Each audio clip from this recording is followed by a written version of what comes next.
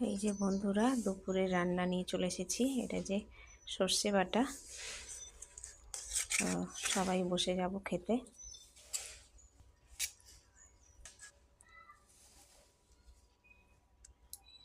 আমার ছেলে এই মশলাগুলো খেতে ভালোবাসে, এই জন্য দিয়ে দিলাম।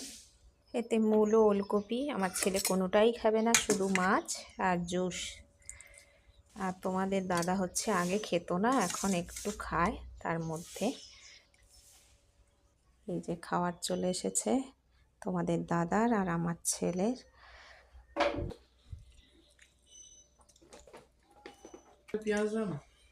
পেঁয়াজ, লঙ্কা নাও, লঙ্কা।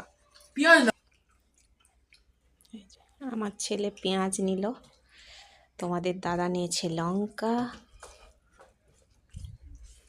তোমরাও বন্ধুরা খাওয়া দাওয়া করো।